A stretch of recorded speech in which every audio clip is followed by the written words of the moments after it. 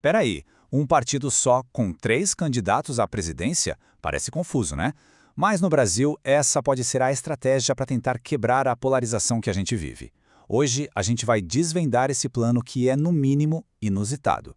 Ok, vamos direto ao ponto. O Partido Social Democrático, o PSD, em vez de lançar um nome, está colocando na mesa 3 governadores de peso para a corrida de 2026. A grande pergunta que todo mundo se faz é por quê? Qual é a lógica por trás disso? Então, para a gente entender essa jogada do PSD, a gente precisa primeiro dar um passo atrás e olhar o cenário todo. O Brasil está mergulhado numa divisão política muito intensa já faz alguns anos. Muita gente no meio político descreve a situação como um eterno fla-flu, sabe? Aquela rivalidade clássica do futebol? A metáfora é perfeita. 2 torcidas, 2 forças dominantes que estão sempre em confronto e o país fica dividido no meio. De um lado, o lulismo, da centro-esquerda. Do outro, o bolsonarismo, a direita. E esse embate tem dominado completamente o debate político. É uma disputa que criou uma divisão bem profunda e, para muita gente, acabou se tornando bem cansativa. E olha, essa briga não fica só na TV ou no Congresso, não. Ela entrou na casa das pessoas, na vida cotidiana. Essa frase do governador Eduardo Leite é forte, né? Mostra exatamente como essa divisão chegou a afetar até as famílias. E aí fica uma pergunta no ar que o governador Caiado colocou muito bem. Será que o eleitorado quer continuar nesse ciclo com as mesmas opções de sempre? Existe um sentimento de que talvez as pessoas estejam procurando algo novo, uma alternativa a esse café requentado. É justamente nesse espaço, nesse cansaço com a polarização, que o PSD tenta se encaixar. Eles estão propondo o que estão chamando de uma frente unida, uma tentativa de oferecer um novo caminho. A ideia deles é bem interessante.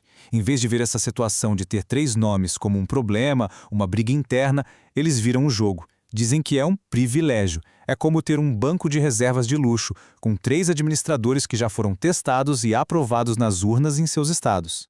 Tá, mas e aí, como que de 3 viram um só? Vai ter briga? Não. O plano é justamente fugir do desgaste de uma disputa interna, das prévias. A ideia é sentar, conversar, analisar o cenário político lá na frente e decidir, em consenso, qual dos 3 perfis tem mais chance de unir o país e levar o projeto adiante. Beleza, mas quem são esses 3 nomes? Quem são os governadores que formam essa tal Frente Unida do PSD? Vamos dar uma olhada em cada um? O primeiro é o Ronaldo Caiado, governador de Goiás. Ele é o nome mais à direita do trio, recém-chegado no partido e que já entra com uma voz de oposição bem contundente ao governo federal. A filosofia dele é bem clara, como dá para ver nessa frase. Para ele, não dá para ficar em cima do muro. O candidato que quiser ser uma alternativa vai ter que ter uma postura firme, sem meio termo, contra as políticas atuais. Então, o foco dele é muito nítido. Segurança pública, uma crítica bem dura ao governo do PT e a defesa do que ele chama de políticas emancipatórias. A ideia, segundo ele, é criar condições para que as pessoas não dependam de programas do governo. Agora, a gente vai para um perfil bem diferente. Eduardo Leite, governador do Rio Grande do Sul. Se o Caiado é a linha dura, o Leite se posiciona como um moderado, o cara do diálogo, da construção de pontes. E ele mesmo se define assim, né? Ele faz questão de dizer que não esteve nem com Lula, nem com Bolsonaro na última eleição.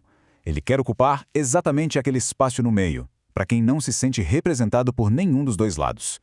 É um perfil bem interessante, porque ele mistura uma agenda de responsabilidade fiscal, de um Estado mais enxuto, que foi o que ele fez no Rio Grande do Sul, com pautas mais progressistas, de inclusão social e respeito à diversidade. É um caminho diferente. E para fechar o trio, a gente tem o Ratinho Júnior, governador do Paraná. O foco dele? Gestão, resultado. A palavra de ordem é eficiência. Essa frase dele resume tudo. Para ele, a discussão não é se a ideia é de direita ou de esquerda, mas sim se funciona. Ele defende olhar o que dá certo no mundo e aplicar, sem se prender a rótulos ideológicos. E ele vende o que ficou conhecido como o Modelo Paraná. É uma abordagem bem focada em tirar a burocracia da frente, modernizar a educação com coisas como programação e finanças e, claro, criar um ambiente de negócios muito forte para atrair investimentos. Ok, então a gente tem o plano, a gente tem os jogadores, mas a gente sabe que na política o jogo é bem mais complicado. E o caminho até 2026 é longo e cheio de obstáculos. Essa é a pergunta de $1 milhão, né? Será que, dessa vez, uma terceira via consegue realmente quebrar a polarização? A história recente mostra que essa não é uma tarefa nada fácil. Porque os desafios, olha, não são poucos. Primeiro, o próprio partido tem uma contradição para resolver. Como ser oposição de verdade se ocupa 3 ministérios no governo Lula? E tem mais, como convencer um eleitor que já se acostumou com essa briga de fla-flu a apostar em algo novo, mais ao centro?